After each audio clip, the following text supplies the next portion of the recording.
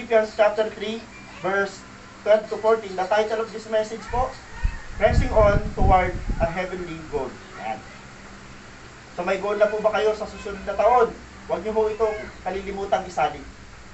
Pastor, may prayer list ako ngayong taong ito, magkaroon ng ganito ganyan, magkaroon ng ganito ganyan, ma-promote, magkaroon ng magandang sweldo, magkaroon ng mga bagay. Kung puro material ang iyong prayer list, kapatid, idagdag mo to.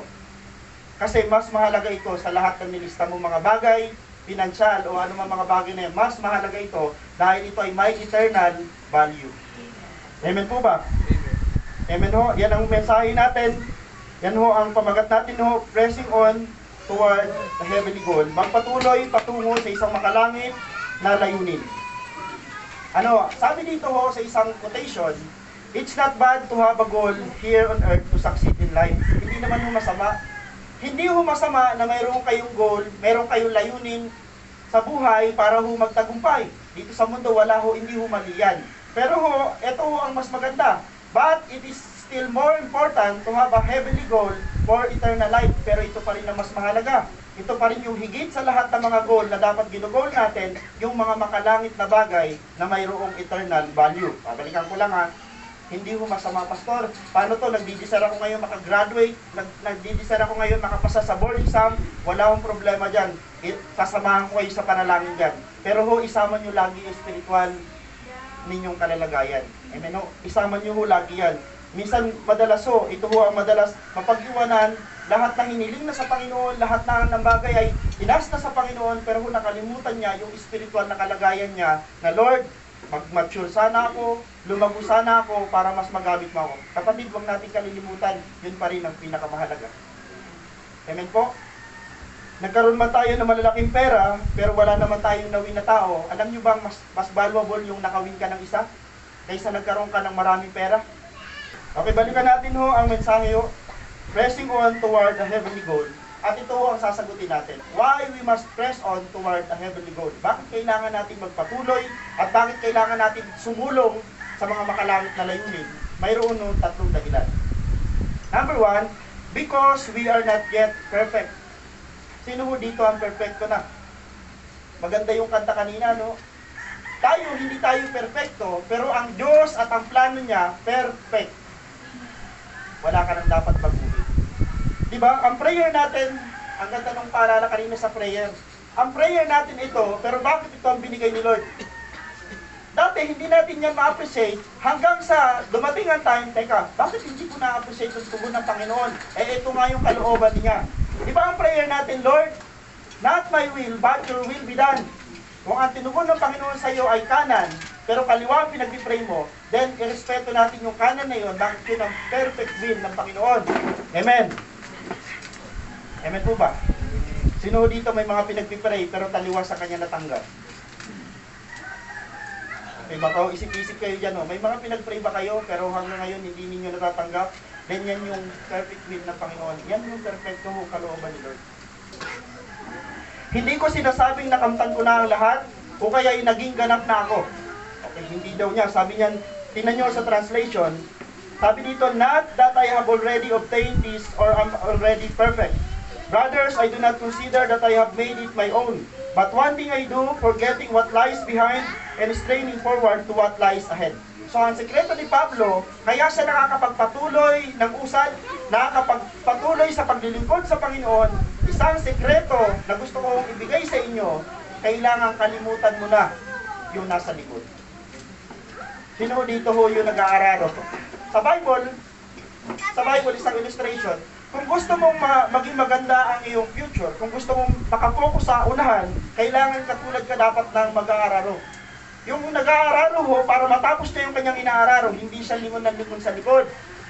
Nakafocus lang siya. Ganun din daw po dapat tayo. Meaning to say, kung pumalya ka nung nakaraan taon, ngayon nung taon na to, 2025, papasok tayo ng 2026, kung pumalya tayo ngayon 2025, huwag mo nang isama sa 2026. Alam nyo ba kaya nga may word na New Year? Alam nyo bang tayong lahat ay bago na? At hindi na nakikita ng Panginoon yung luma nating pagkatao, tayo'y bago na. Amen. Kaya lang may mga time, the moment na ikaw ay nandun sa isang quiet time, may kausap o may nagsasalita sa isip mo, o minsan nagsasalita ang sarili mo sa'yo, alam mo, hindi ka na magbabago. Alam mo, ikaw pa rin yung dati ikaw. Alam mo bang hindi na ikaw yun? Kaaway na siya. Kasi ang sabi ng Panginoon, the moment na tayo nakipag-isa kay Kristo, isa na tayong born again, bago na tayo nilalang. Eh pastor, paano itong nangyayari sa akin? Parang minumulto ako, parang bumabalik ako sa dati, then choice mo na yun. Amen. Ang sabi ng Biblia, para hindi ka na maging ganon, sabi ni Paul, huwag ka nang lumingon. Kalimutan mo na yung nakaraan. Kalimutan mo na yung lumang mong pagkatao. Tumingin ka sa harap. Kanino ka titingin? Kay Jesus. Dalawang reason o dalawang layunin na dapat bitbit natin mga Kristiyano sa 2026. Ano po? Knowing Christ and make Him known. Dalawa ho ang gagawin natin. Kailangan natin nung mas makilala si Lord at ipakilala si Lord sa mga tao ho na makakasalamuhan natin. Pag sinabing knowing Christ, hindi mo lang siya kikilalanin, hindi mo lang siya pag-aaralan, ibig sabihin, gusto mo siyang tularan. Sabi ko sa inyo kanina, kung nagsisimba ka lagi sa isang Christian church, dapat mo mayroong nababago sa iyong anyo. Hindi lang sa panlabas, bagpos ito. Christian. Christian ka ba the way mag-approach ka sa tao? Christian ka ba the way magpayo? Christian ka ba the way mag-rebuke sa isang Kristiyano o kapwa nating kapatiran? Christian ka ba? Kasi yun ang ine-expect sa atin ng mga tao at ine-expect sa atin ng ating Diyos. Kailangan wangis tayo ni Jesus. Amen po. Mahirap. Mahirap, pastor. Mahirap, pastor, itong hinihiling sa akin ng mensahe. Mahirap. Yes, mahirap. Pero tutulungan tayo ni Lord. Sabi ni Paul, hindi niya kayang gawin yan ng kanyang sarili lang. Pero dahil yan ang purpose ng Panginoon sa kanyang buhay, gagawin niya, hindi dahil gusto niya, kundi dahil gusto ng kanyang master. Amen po. Mga kapatid, hindi ko sinasabing naabot ko na ang ganap na buhay, ngunit ito ang ginagawa ko ngayon, kinakalimutan ko, kung ang nakaraan at pinagsisikapan kong makamtan ang mga nasa inaharap. May prepare si Lord na mas magandang future sa atin. Kaya lang, hindi natin makita-kita yung magandang future na yun na piniprepare sa atin ng Panginoon kasi nakapako na tayo sa meron tayo ngayon. May mas the best pa dyan. Amen. May mas the best pa dyan. Minsan, madali tayong matrap doon sa mga good. Alam niyo ba, ang kalaban daw ng better ay good? Tama?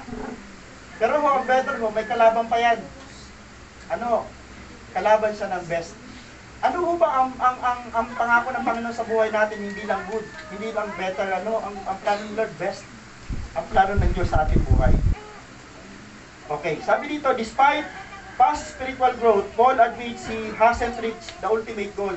Isipin nyo, si Pablo na itong pinag-uusapan natin. Si Pablo na malagong-malago, humayo sa napakaraming lugar dito sa Asia. Siya ho yan. Marami siyang naakay ng mga tao, pero umaamin pa rin siya sa sarili niya, Lord, hindi ko pa rin nasapol yung main goal, yung aking ultimate goal. Ano yun? Maging wangis ni Jesus. Kaya sabi ni Paul, magpapatuloy ako tungo sa aking layunin. Anong layunin ni Paul? Maging kawangis ni Jesus. Kapatid, simba tayo. Pumunta lagi tayo sa simbahan dahil ang goal natin, Lord, maging kamukha mo ako. Amen. Kasi bakit natin kailangan gawin yon? Tandaan natin, dati na tayong kawangis ng Diyos natin, hiniwalay lang tayo ng kaaway sa pamagitan ni Eva at Adan, nung nagkasala sila, yung wangis ng Diyos, nasira sa buhay natin. Bakit po? Yung wangis ni Satanas ang nakuha natin. Anong wangis ni Satanas? Siya ho ay hindi marunong sumunod sa Diyos. So dahil born again na tayo, ini-expect sa atin ng mundo at ini-expect sa atin ng Diyos mismo, maging masunurin na po tayo. This humility drives him to keep striving for more, not resting on laurels. Hindi ho lang si Pablo ho na natili at hindi lang siya namamalagi doon sa malaking karangalan at mataas niyang katungkulan. Bagkus nag-desire si Pablo, Lord, kailangan ko magpatuloy. Okay, pangalawang reason why we must press on toward a heavenly goal. Pangalawang reason, because this is the Lord Jesus' purpose for us. Okay, ano sabi dyan? Sa halip, patuloy akong nagsusumika para makamtan iyon dahil ito ang layunin ni Kristo nang sabi dito, tawagin niya ako. Alam niyo ba, hindi tayo ang tumawag sa Diyos. Amen. Hindi rin tayo ang pumili sa Diyos. Amen ba tayo dyan? Alam mo ba kung sino ang tumawag sa atin? Siya mismo. At siya rin ang pumili sa atin. Bakit po wala tayong kakayanan tumawag sa Diyos at pumili sa Diyos? Dahil bakit po patay tayo spiritually? Kung hindi tayo natagpuan ng Diyos sa pamagitan ng mga lingkod niya, hindi tayo mabubuhay. Amen? At ang salita ng Diyos na bumuhay sa atin ay ito. Nung mayroong nag-Bible study sa atin, doon nagsimulang nabuhay tayo, at doon nagsimula na tumatawag tayo sa Diyos, at nananampalataya tayo at tinatawag natin siyang Ama. Kailan nagsimula yon? Nung panahon may nagbahagi sa atin ng salita ng Diyos. Napakahalaga ng pag-aaral at pakikinig ng salita ng Diyos dahil ang salita ng Diyos nagbibigay buhay. Amen po. Okay. So, sabi ni Paul, dahil ito ang layunin ni Kristo sa akin, okay. Sabi dito, Paul says, I press on to make it my own because Christ Jesus has made me His own. Si Pablo, grabe yung kanyang claim sa kanyang sarili. Kailangan ko magpatuloy, kailangan ko sampulin ang layunin ni Kristo sa aking buhay dahil si Kristo ang nagsabing, ako ay sa Kanya. Ang mga Kristiyano mo, hindi, yung buhay na meron ka ngayon, pakiusap, pakinggan nyo to, hindi na yan sa'yo. Ang buhay na meron ka at ako ay hindi na yan sa atin, kay Kristo na yan. Amen. Dahil si Kristo ay atin ang master. Siya na ang Diyos at siya na ang Panginoon ng ating buhay, then dapat si Jesus na masunod dito. Okay, lagi kong binabalikan at lagi kong pinapaalala sa inyo, may mga time na mayroon kang gustong hakbangan, gusto mong gawin, natanong mo ba yung master mo? Kinausap mo ba muna ang master mo bago ka kumilos dahil ang master mo, siya yung may hawak sa buhay mo. Amen? Tayo po ay bondservant, tayo ay dulos, sabi sa Greek. Tayo ay bondservant, hindi na tayo basta may-ari ng buhay natin. Sinabi natin sa ating Panginoon, Lord, kayo na po ang maging Panginoon at tagapagligtas ng aking buhay. Huwag lang kong tagapagligtas, dapat siya din po ang may-ari na ng ating buhay. Hindi tayo maliligaw kung ang ating buhay ay lagi na natin isinasubmit, pinapasakop sa Panginoon dahil matatakot tayo na gumawa ng mga bagay na ikagagalit ng ating Panginoon. Amen po. Isa sa pinaka-the best na ugali ng isang Kristiyano, may takot sa Diyos. Subukan nyo mawala ang takot ninyo sa Diyos, diyan magsisimula na tayo'y makagagawa ng mga bagay na masama dahil walang nakakita. Amen? Amen? Pero alam nyo, pag may takot tayo sa Diyos, wala man yung tao na nagmamahal sa atin, pero andun yung tukso, lagi ka may accountability ka. Bakit po alam mo, teka, wala nga sila, pero may Diyos na nakakita. Amen? So balikan natin ho dito, sabi ni Paul, our belonging, sabi dito, to Christ empowers and motivates you to strive forward. So dapat alam mo sa sarili mo, Lord, itong buhay ko na ito ay hindi ko na ito pag-aari. Ito yung pag-aari niya ni Jesus Christ. Kaya ang motivation natin, Lord, magpupursige ako magpatuloy tungo doon sa goal ko kasi bakit ako ay Christian. So alam na natin, Lord, sa 2026, Panginoon, pagtapos ng taon na to, may bit-bit ako. Mayroon akong reason para magpatuloy. Ano yun? Ano yung unang points? Naalala nyo? Dahil hindi tayo perfecto. Lord, magpapatuloy ako sa iyo dahil ikaw lang ang magkukos kung paano ako maging maayos, kung paano mabago ang buhay ko ng tuloy-tuloy. Pangalawa, dahil ito po, dahil yan ang layunin ng Panginoon sa ating buhay. Then last, ito last natin na message. Why we must press on toward the heavenly goal? Because of the heavenly prize. Yun ang last.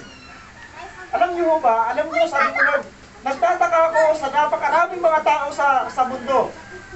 Pag tinanong mo ang buong mundo, kung gusto nila pumunta sa langit, 99% sasagot, gusto kong pumunta sa langit. Pero ang problema, hindi nila alam kung paano. Alam niyo, sabi dito, kailangan natin magpatuloy sa goal natin, sa makalangit nating layunin, dahil ang last na point ay nagsasabi, dahil doon ang gantimpala magmumula. Maraming mga Kristiyano gusto sa langit pumunta, di man nagsisimba. Maraming Kristiyano ang gustong pumunta sa langit, pero nasaan sila? Pag tinanong mo sila, saan ka pupunta? Sagot, sa langit. May mga tao, tatanungin mo, saan ka pupunta? Sa langit. Pero ang tanong, nagpapatuloy ba sila sa Panginoon? Ang sagot nila, ay, mabuti naman si Lord, mapagmahal naman si Lord. Yun ang mga sagot nila, malalayo ang sagot nila. Ito ang sagot ha. Okay. Tulad ng isang manlalaro, alam niyo ho, yung word na manlalaro dyan, athlete ho ang sinabi dyan ha.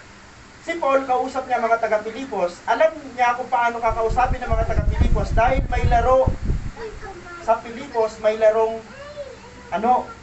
Ang tawag dito, takbuhan, marathon. Kaya nung sinulat niya ho ang salitang athlete, alam na mga kausap niyang taga-Pilipos, ito yung example pala na dapat nating tularan. Itong marathon o isang atleta na kailangan nung tapusin ng takbuhin para makuha ang reward. Hindi ka mananalo kung susuko ka. Hindi ka mananalo kung hindi ka mananatili. Okay, sabi niya sa gantimpala na walang iba kundi ang pagtawag sa akin ng Diyos na mamuhay sa langit. Hindi ho dito lang ang ating pamumuhay sa lupa.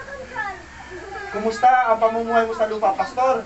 Kung kailan patapos na yung taon, nararamdaman niyo ba? Kung kailan patapos na ang taon, dapat ini-evaluate natin ang sarili natin. Doon pa tayo parang hindi nanlalamig. Una, nanlalamig. Pangalawa, parang yung alam mo sa Panginoon, parang konti-konti nawawala na. O yung ba parang kasabikan mo sa salita ng Panginoon, parang wala na, Pastor eh. Ano mo bang nandun ka sa kalalagayang nakakatakot? Nandun ka sa point ng pagbabackslide. Marami mo nagsisimba, backslide ang puso. Nandun yung katawan pero wala yung puso. Nandun yung katawan pero wala yung isip. Kapatid, hindi yun ang encourage ko sa inyo. Pag nagsimba ka, isama mo yung buong pagkatao mo. Amen. Yan ang gustong-gusto ni Lord na offering. Yan ang gustong-gusto ni Lord na offering. Okay? Sabi dito, the goal is the price of the upward call of God in Christ Jesus. A future hope of eternal life and being fully with God. So dalawang bagay, ang gusto natin hong makuha, gusto natin, sa totoo lang ho, itong ginagawa natin, sabi ko sa inyo kagabi, walang sayang na pagsasakripisyo para sa Panginoon. Ganon din yung sinabi ni Brother Archie kanina, walang sayang. Minsan kasi akala natin, minsan may sino dito may ganito pakaramdam, na kung nagising ka na madaling araw, parang Lord, pag nag-pray ako, malulugi ako Lord, kasi sayang yung tulog ko. Ay pero naitanong mo ba sa sarili mo yung nilaro mo ng 2 hours, 3 hours, nasayang? Ano ba? Tinanong mo ba yun? Nasayang ba yun? Alam niyo kung gigisingin ka ng Panginoon sa mga ganong oras, kapatid, ganansya mo na yun. Bakit? Gusto ni Lord makipag-usap sa iyo. Ang ganda ng basuto ni Kuya Bar kanina, ginamit yung kati-kati para siya ay makausap ni Lord. Lord, more kati-kati pa. Pwede ba minsan gano'n ang mangyari sa atin? Kasi nga minsan, kung kailan tayo may kulang, kung kailan tayo ho ay mayroong kailangan sa Diyos, doon tayo nagiging intimate kay Lord. Mali yun. Kung kailan lang kulang, dapat nga kung meron tayo ng sagana, meron tayo ng abundance na blessing, dapat lagi tayo kay Lord. Amen po ba? Para hindi natin maranasan yung kabaliktaran nun. Tingnan nyo, maraming mga tao ho, grabe yung lubod sa Panginoon at sabi, Lord, tulungan mo ako. Kasi bakit 50-50 na ang buhay? Huwag naman natin sapitin yung mga bagay na yun. Amen, no? Sabi dito, future glory and likeness to Christ. So, dalawang bagay ho ang kailangan natin hong alalahanin. Lord, magpupursige ako dahil sa price na ito. Ano bang price na sinabi dito ho? Eternal life, buhay na walang hanggan. At hindi lang yun, nakapackage ko ito, yung wangis ng Diyos. Mababalik sa atin. Doon ho, mababalik yun sa langit, hindi sa lupa. Kasi sa lupa, maraming mga tukso, maraming kasalanan, pero ho, the moment na tayo ay kinuha na ng Panginoon at inilipat na sa langit, then doon ang fulfillment na lahat ng pangako ng Panginoon. Buhay na walang hanggan at image ng Diyos na mababalik sa atin. Amen po. So in conclusion, ayan. Sabi dito, Paul encourages fellow believers to pursue heavenly goals because, okay, they are not yet perfect. Yan ang sabi. That was the Lord Jesus' purpose for them. And last point, because of the heavenly prize. So sabi ni Pablo sa mga taga-Pilipos, kailangan natin magpatuloy sa ating layunin sa buhay dahil una, hindi pa tayo ganap. Hindi pa tayo perfecto, kaya kailangan natin magtuloy-tuloy sa Panginoon. Dahil pangalawa, sabi niya, kailangan natin magtuloy-tuloy sa layunin ng Diyos, ng mga makalangit na bagay, dahil yan ang plano at yan ang kalooban ng Diyos sa ating buhay. Then lastly, sabi ni Paul, mayroon niyang reward.